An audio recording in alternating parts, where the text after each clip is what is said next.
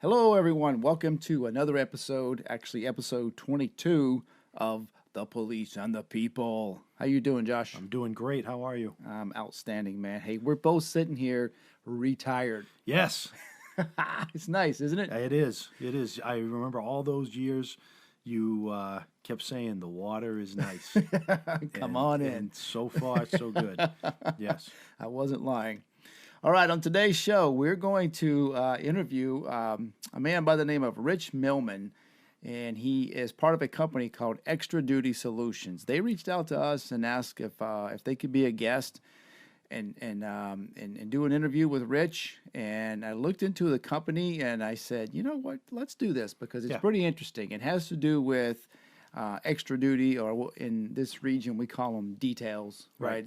When you say police officers flagging traffic and such, or security details, they have created a company to be, sounds like an intermediary in the payment process for that. So that's going to be pretty interesting. But we also have a police question, which is, which crimes do you hate having to arrest or cite people for? All right, before we do that, please support us on Patreon. We are starting to get some momentum here. People are starting to contribute to help us out. All you have to do is go to patreon.com/thepoliceandthepeople. Again, that's patreon.com/thepoliceandthepeople. And, $5 a month is so helpful. We use it to help pay for this platform and the platforms that we use to populate the podcast through various media. That helps a lot. Also, the social media, and we also want to be able to pay our engineers. So, and he needs it. He's a struggling college student, right? Starving college student, as it's usually put. But before we get into any of that, Josh, why don't you tell us what Granite State Police Career Counseling, which is our law enforcement training company that pays for this podcast, why don't you tell everybody what we do and why we do it? Yeah, so like you mentioned, we provide training for law enforcement, really any emergency services, and from time to time we'll have some civilians that will take part in some of our training. We have competitive hosting agreements. If you are a police department or corrections or a fire department that is looking to host some great training, you can reach out to us and we can put together a hosting agreement, and you will get some free training as being the hosting agency. And again, we have some great classes coming up in the next few months. In April, we have a courtroom testimony class that's coming up in Hampton, New Hampshire. Mm-hmm. Also in April, we have juvenile law that's coming up in Newington, New Hampshire. And then in May, we have field training officer, and that's coming up in Nashua, New Hampshire. And then we are going to be running some other trainings out of state, Massachusetts, Connecticut, Rhode Island. Those dates just haven't been determined yet for, looks like our patrol skill build and our partnership with the Veterans Administration to provide some training through for both them. Mass and Rhode Island. Right. Yep, we got to also get in contact with the Vermont people so we can get it over there as well. Yep. Okay, everyone, without further ado, cue the music.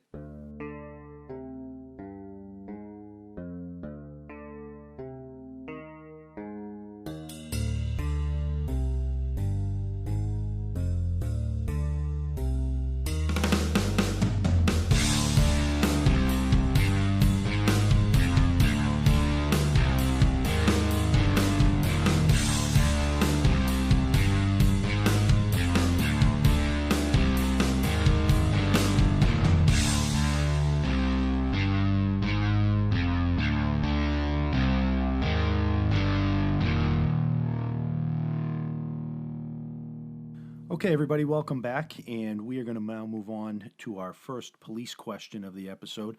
And real quick, Tim, if people want to pose a question to us here at Police and the People, how can they do that? We have an email set up just for that. It's questions@gs-pcc.com. Again, that's questions@gs-pcc.com. All right, great. So to move on to our question of the day, Which crimes do you hate having to arrest or cite people for? This is a pretty good question, right? Because everyone thinks that cops get off on arresting people, and there are some that do. Let's be honest. Yes, there are some that do. They like the numbers. Sure. Yeah. And there's been times I can tell you in my career where it was satisfying to arrest somebody. Yes. Because in my opinion, they were doing something. They were doing something wrong, but it went beyond that. They were doing something that I felt was negatively impacting other residents, citizens, just quality of life issues, things like that. That, and also at the end of an actual investigation, Yeah, where right. you've put in all this effort and energy and gumshoe work, Yep. going out, knocking on doors, talking to people, doing the paperwork, the affidavits, the warrants, and all of that. It kind of feels good to know that it's come down to someone's being held accountable. Especially when you had a victim. Yes, Especially when there was of a course. reporting Yeah, party yeah. who, had suffered some kind of loss, because they Right. usually were very appreciative of the effort that you put in. Yep, I But agree. let's talk about the other example where you don't feel great Yeah, when you put the cuffs on it somebody. does happen, doesn't it? Yeah. All right, I guess I'll go first. So the question was arrest and also citations. I guess I'll start with citations. I'm a bit of politically kind of a libertarian in that I believe that what people do with their bodies is their own business. Okay, as long as they're not hurting or offending someone else. All right. What do they say, that your rights end when someone else's start? Right. Sure. So, so there was a time when there was a big push. I'm not sure if you remember this, Josh, in New Hampshire to cite juveniles for possession of tobacco products. I That remember. include cigarettes, but also chewing tobacco and such. Now, I got to tell you a story. I grew up in the South, and everybody, or every man and some women, chewed tobacco or dipped some sort of tobacco product, So I grew up around that. Even in the military, most of the guys I worked with in the dive Navy, most of them dipped Copenhagen. I was one of the few that didn't. So I don't have a problem with people doing it. And so I was very reluctant to enforce that particular law. And if I did, when I was a school resource officer, if I caught kids smoking, what I would do is I would make this deal with them. Okay, you write me an essay outlining the health issues with smoking, right?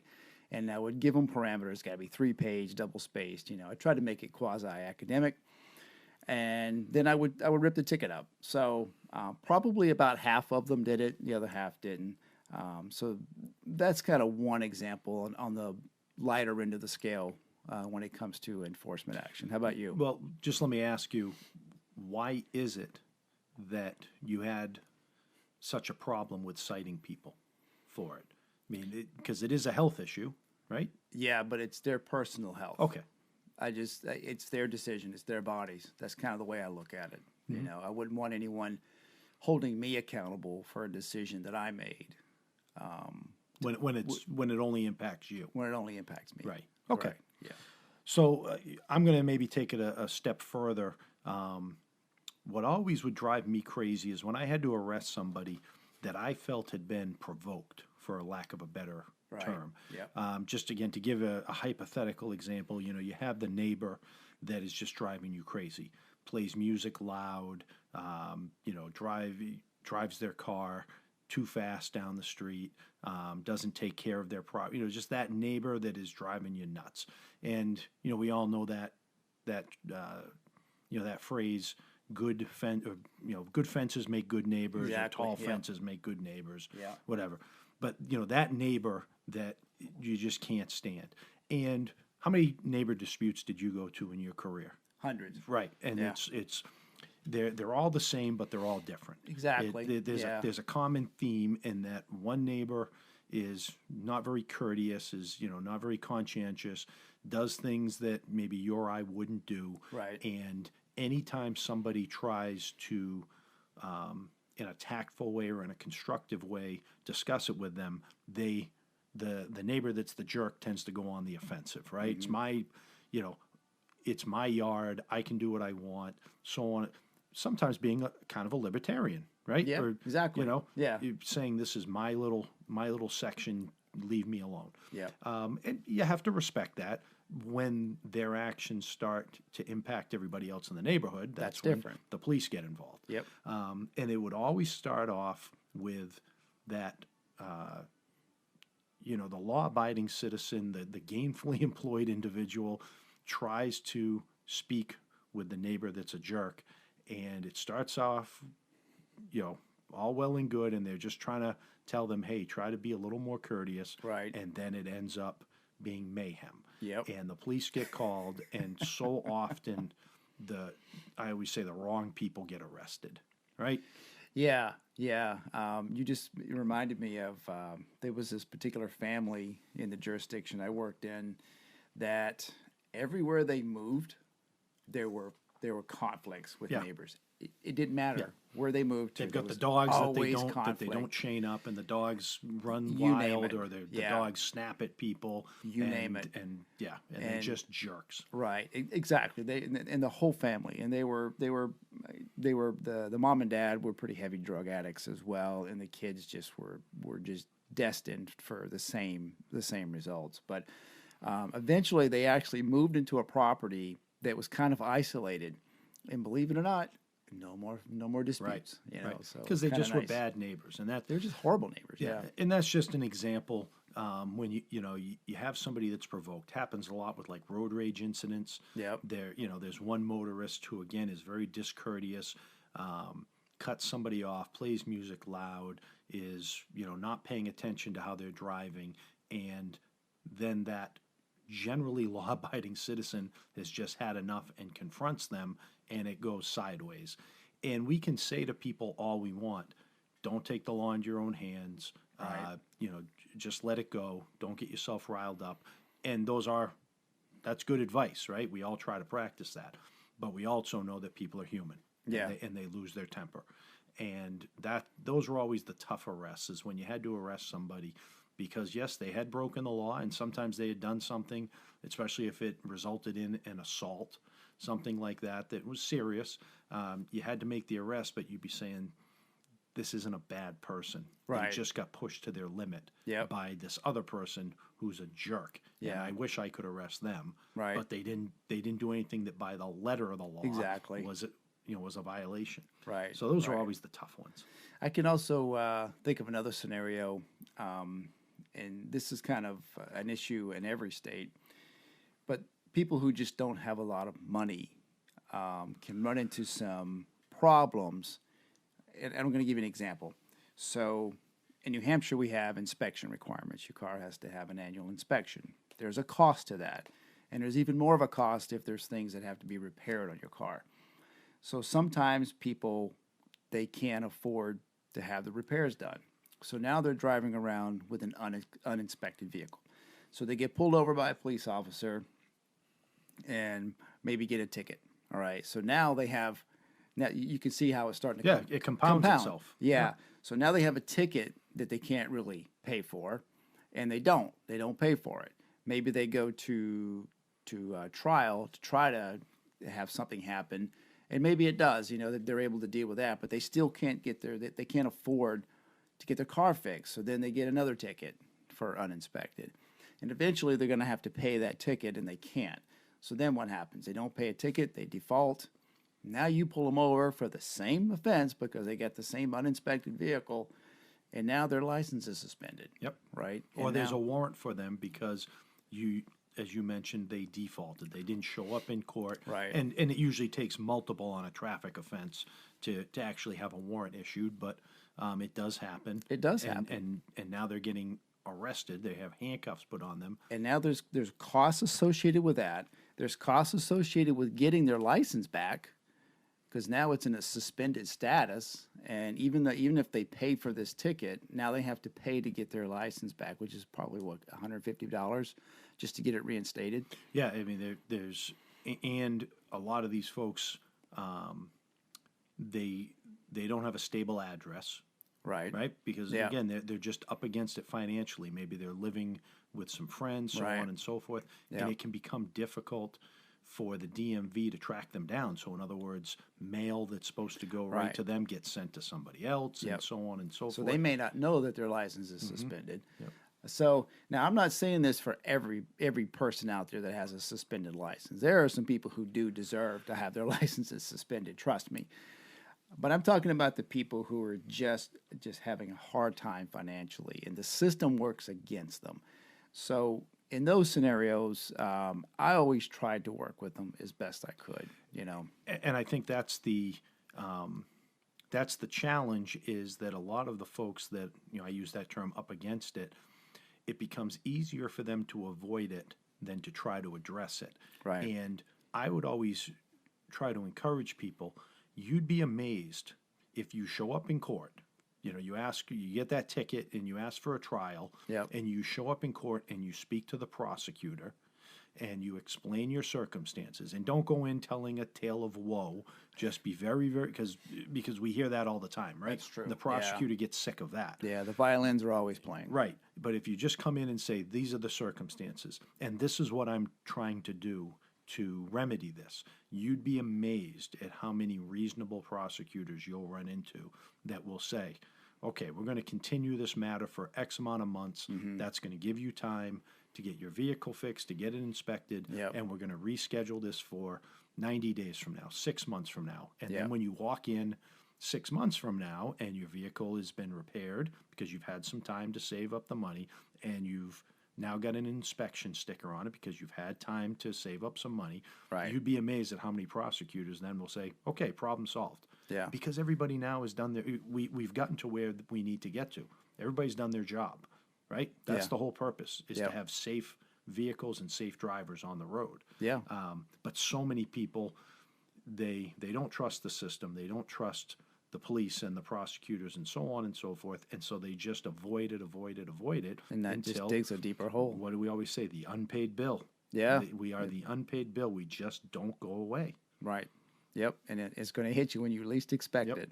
Yeah. Yeah. So that's, I guess if I can kind of throw out a request to the general public, Tim and I, when we were in our careers, didn't like making those arrests. Those are the ones you don't like making. Do your best to not be that person. Right. By just, taking a little bit of effort, and that way there won't, the next generation of cops won't have to make those arrests, maybe, if people take that, at least that initial step. Yeah. Yeah. I have a question for you. And in your career, particularly as a patrol officer, was there any motor vehicle violation that was rare, but when you got one, you're kind of like, I gotcha, kind of thing? I will tell you, and it wasn't when I was a patrol officer, but when I was a patrol sergeant, and even towards the end of my career, people talking and texting was a pet peeve of mine, and that was one that I did show very little discretion on. Gotcha. Because it bothered me. And I have talked on a cell phone back when it was legal, but what I would find is there were so many people that talking on the cell phone became everything they were doing, and driving became secondary. Correct. Versus driving was your primary. primary. I see it all the time now. Right. And so that was one that when I pulled you over for either a talking or texting violation, in New Hampshire it's illegal. Yep. You have to have hands-free. Yep. If I pulled you over for that, you were getting a ticket. Yeah. Chances were. And it was just a pet peeve of mine. Gotcha. I didn't write a lot of them because I was a supervisor at that point. But when I pulled somebody over for that, they generally got a ticket. Gotcha. Yeah. What about you? Was there one that you were like, I got you on that? Yeah, it was the fake inspection stickers. Oh yeah. Yep.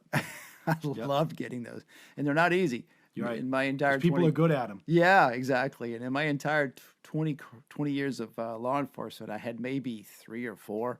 Yep. And I was always really good. Every car I pulled over, I would take a peek at the sticker just to make sure it was legit from inside and out too. Mm-hmm. And every once in a while, you'd get one, you go, oh, there's no serial number on that. I need to take a closer look at that, right? Yep. And then sometimes you would get people that were pretty primitive, with a crayon, like and you could see it when you drove by, it was that bad. So, But yeah, I always and it was kind of funny that with that one you could write them a ticket, or you could arrest them. Right. It was a misdemeanor. And I always just wrote them a ticket Right. and took the sticker, right? Yeah. But I'd write them a ticket for the fake and then write them a ticket for being uninspected too. So I know it's kind of a dick move. You were right? that guy, huh?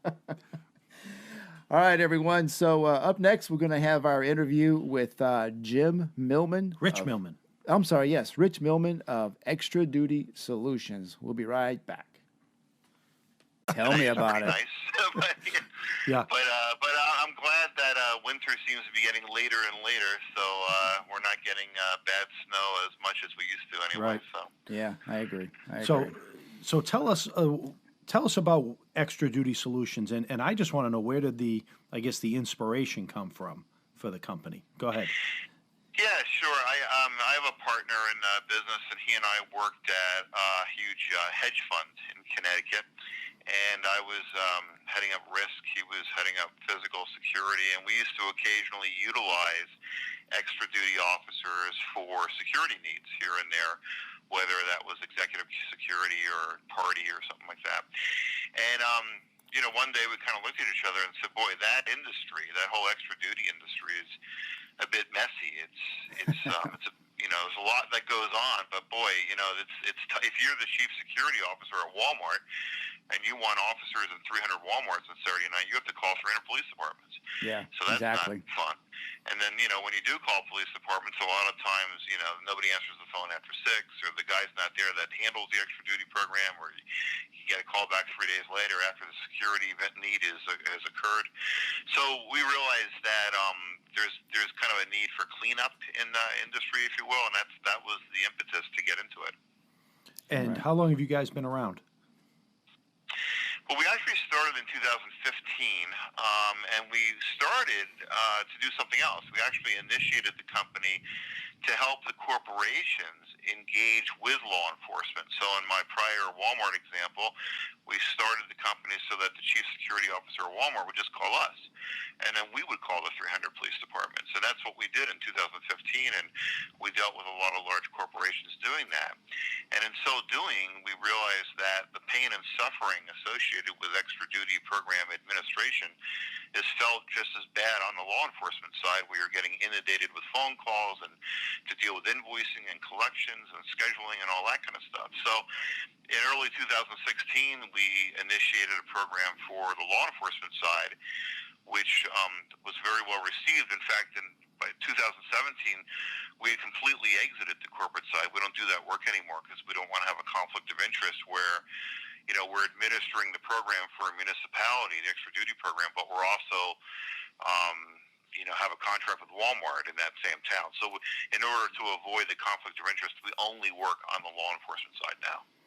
All right. So I know you were explaining how your company operates prior to us recording, but for our listeners, can you go over that again, Rich, and just talk about how the system works and how your company acts as an mediary,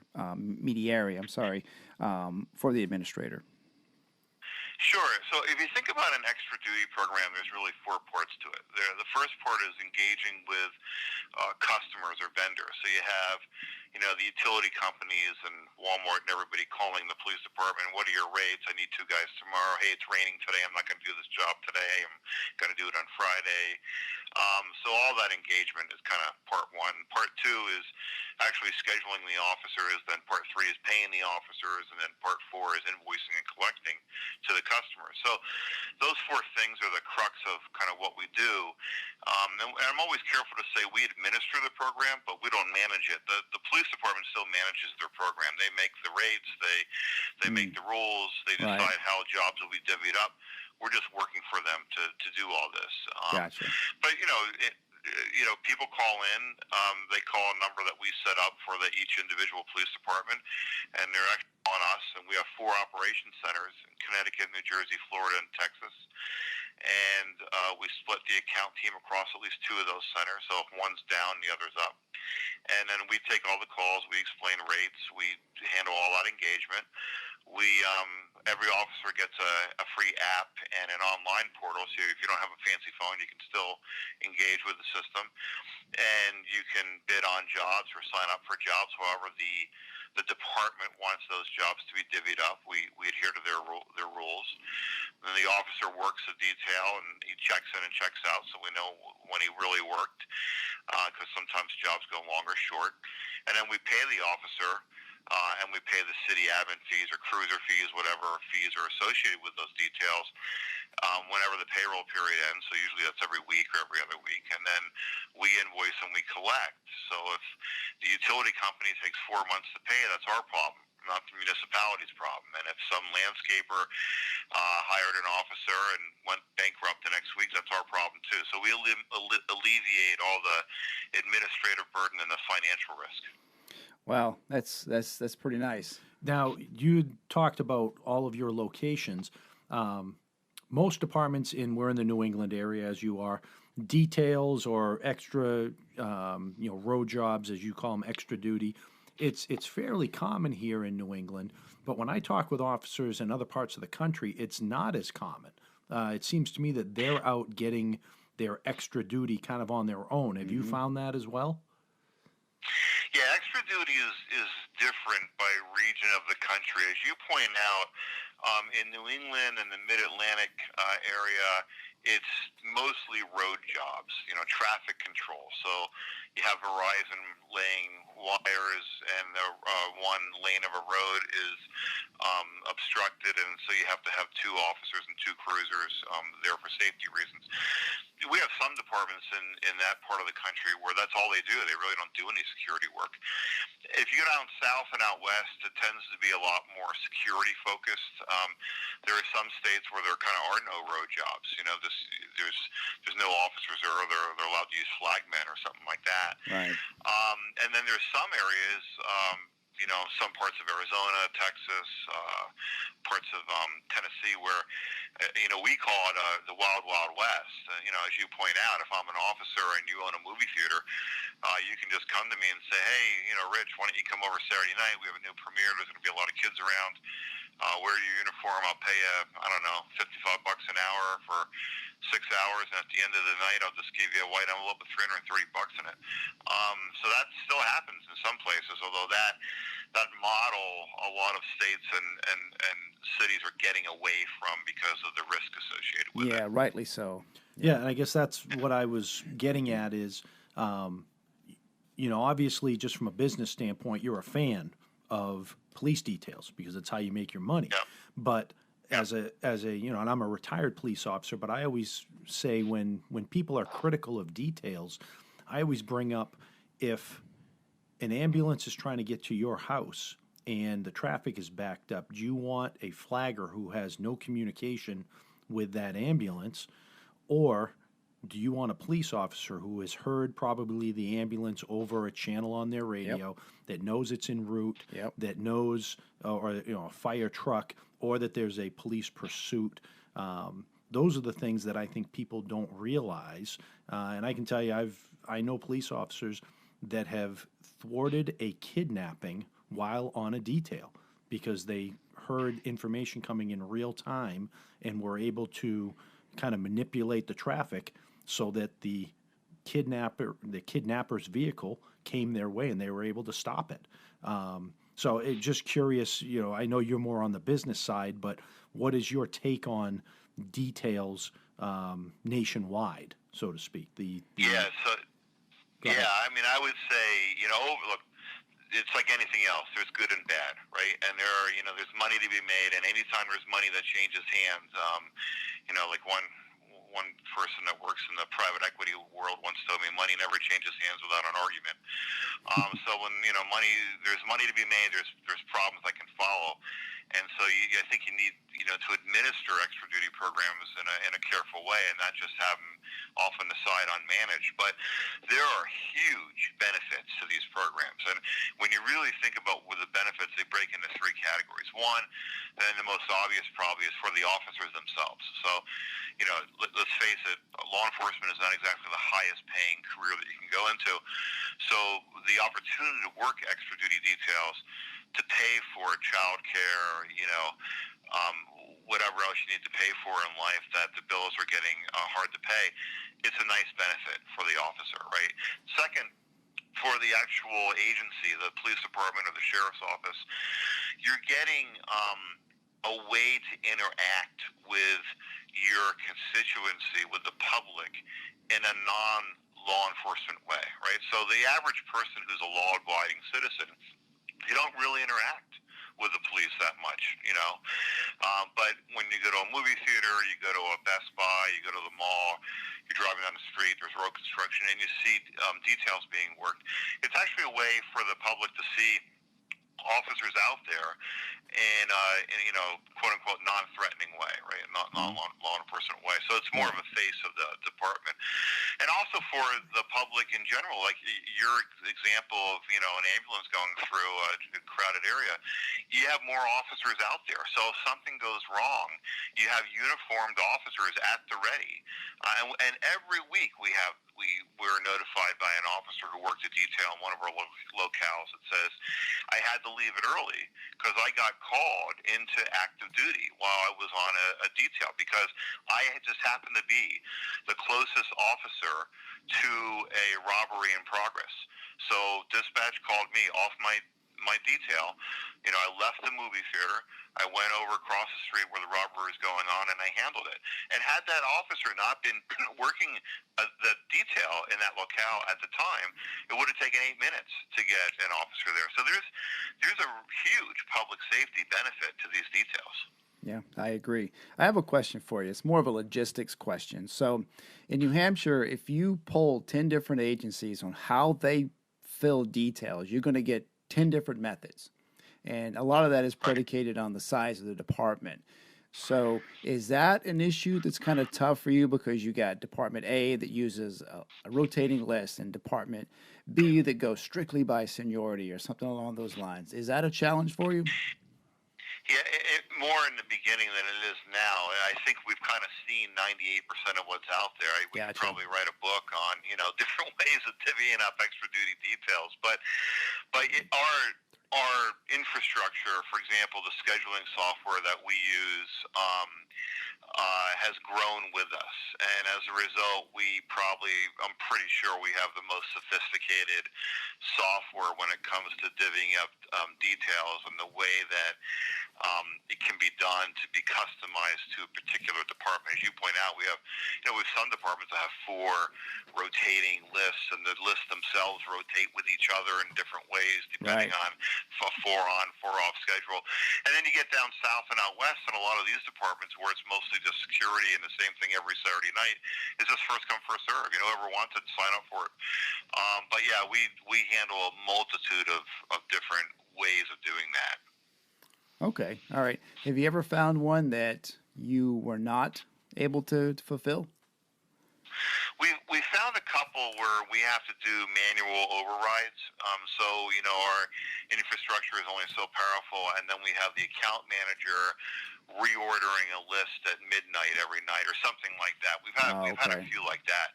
But to be honest, the ones that are so complex, you have to have a NASA engineering degree, or be a NASA engineer to understand it. Right. Most of the time, we'll talk to them about, why are you doing it like this? Because if you did it the simpler way, I was going to ask you that. Yeah. And then everybody understands it. Yeah. Have you ever suggested something to an agency and they've adopted it, something that's a little more simple? Oh yeah, we get asked a lot. Look, the closer you get to Boston, the more complex these things become. Basically, is how it works.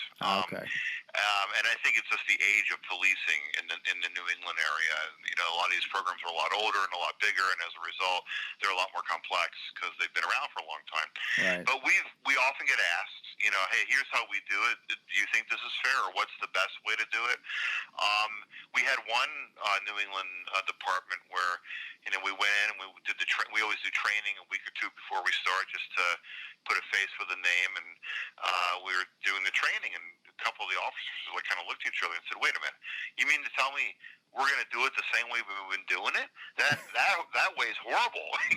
And so we got the officers and the command staff all in the room at the same time, and said, "All right, neither one of you guys like the way this is done, so let us recommend another way." And within 5 minutes, everybody's like, "Yeah, hallelujah, do it that way. At least we can understand it now." Right. Well, don't forget, you got to bring the union in too, right? Oh yeah. Usually when we talk with a new agency who is potentially interested, we always try to get the police chief, the head of the union, the CFO of the town, and the business administrator in the room at the same time, because everybody has a different concern, and we can usually knock them all off in one meeting that way. Okay. All right. Now, you'd mentioned that currently you have Nashua as a client. Are there any other New Hampshire agencies? New Hampshire. No, I think that's it. New Hampshire, actually, just Nashua right now. Well, hopefully this podcast will funnel people in your direction.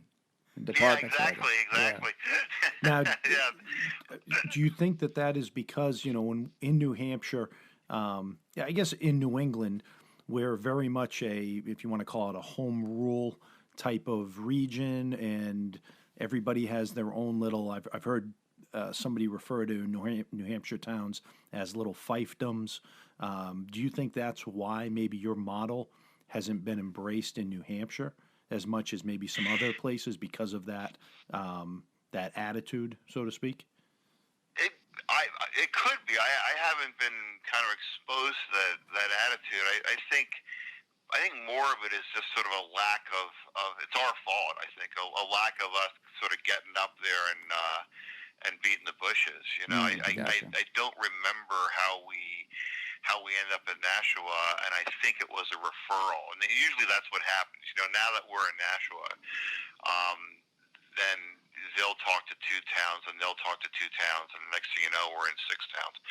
A lot of times what will happen, too, is this is especially true around the Boston area, and clearly Nashville's around Boston, and around the New York area, where you've got a lot of sizable departments, but they have small footprints. They might be like 2 square miles. Is they start sharing jobs because they can't fulfill all their own work. Right, yeah. We have one account team on second shift, which is 4 p.m. to midnight, that does nothing but move jobs around New England and Mid-Atlantic, because a particular town has a big bridge project going on, and they can't fill all the spots. Right. So we'll call the next town over that they have a memorandum of understanding with, an MOU with, and ask them if they want to take the empty spots and so on. So doing that also ends up getting us more clients because they become aware of what we do. All right. I like it. I think it's a great idea. And again, as a former administrator that had to take in the calls from the contractors and create a sheet, and we had a system where we used a rotating list, and then that had to be called, and then you had to make sure that everything was up and up, and then there were other administrative duties as well. It was certainly a pain, and I could, if I were still a police administrator, I would embrace this program. I think it's a great idea, and it's revolutionary. But I got one more question for you. My son is a junior at UNH, and he is an accounting and finance major. So he probably wants to know if your company is very close to being publicly traded.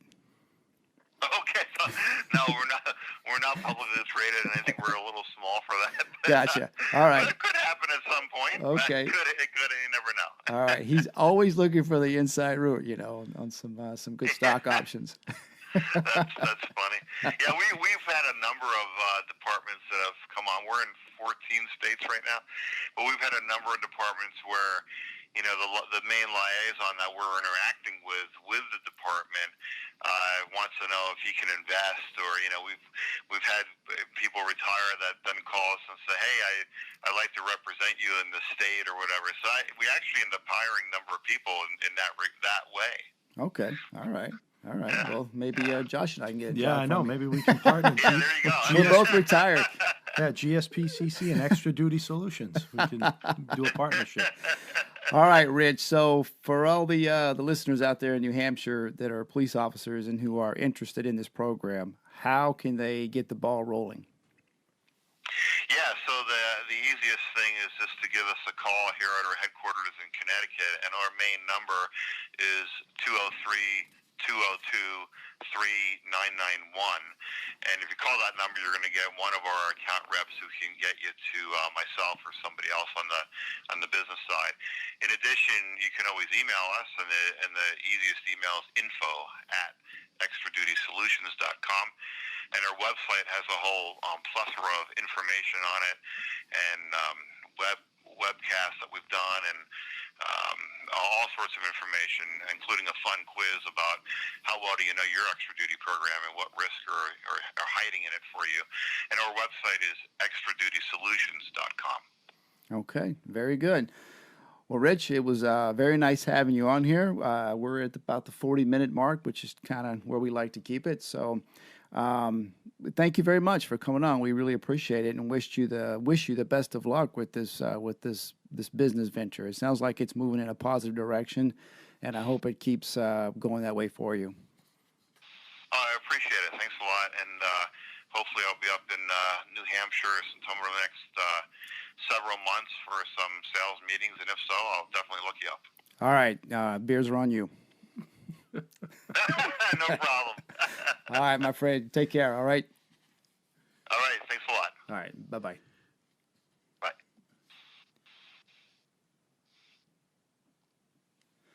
All right. That was not the smoothest hang-up. My apologies. That was pretty good. That's a good idea. I was very skeptical going in.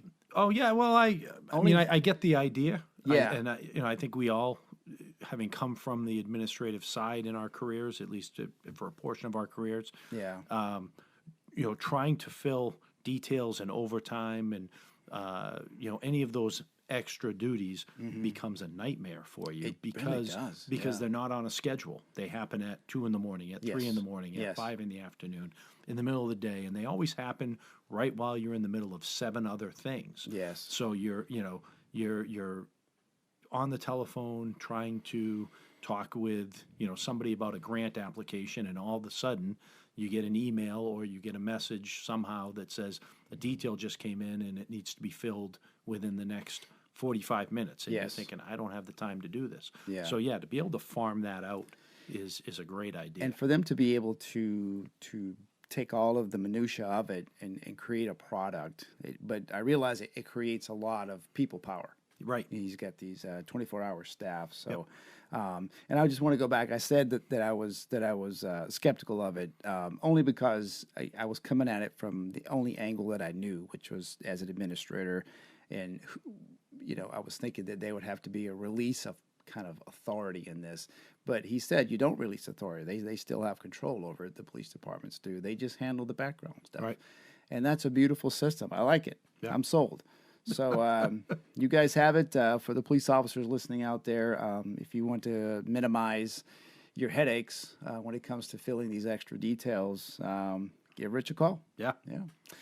All right. So in closing, thank you all for listening. We appreciate it very much. If you would, please subscribe on whatever platform you're listening to, and give us the 5 stars that we work so hard to try to achieve. Another thing I want to mention is there are so many law enforcement jobs out there right now, vacant jobs, openings. And it is a target-rich environment. So if you know anyone that is looking to get into police work, we highly recommend that you go to our website, gs-pcc.com, and take a look at our preparation guide for law enforcement for the testing process. It's the same. It's basically, we took our curriculum that we teach at New England College and put it in a book. And it goes through everything from how to fill out an application all the way to the background process. Right. So it covers everything in between, the do's and don'ts, what you have to do and what you have to not do, more importantly. So what we're finding at New England College, the students who go through our program, they're seeing an accelerated growth of people who are getting jobs out of college. Yeah. It is helping them. And when they do their their end of their program critiques, like a if you will. recap. Yeah, recap. They always mention us and how much it helped them. So Right. very proud of that program. So, but if you can't be a part of the in-class of the workshop that we do, you can at least buy our book, and you can get that again at our website, gs-pcc.com. Really quick, social media. We can be found on Twitter at GSPCC1, on Facebook, which is facebook.com/GSPCC1. Instagram, we are instagram.com/GSPCC. And we also put out a monthly newsletter. If you would like to sign up for that newsletter, all you have to do is go to our website, gs-pcc.com, and as soon as it loads up, you're going to get a pop-up in the bottom right-hand corner that asks you if you would like to sign up for our newsletter. It's that simple. All right. I'm pooped. This one wore me out. I'm going to go home and take a nap. Good for you. Well, it's I know you go to sleep at what, 8:30 now as a retiree? I think it's even earlier now. All right, everyone.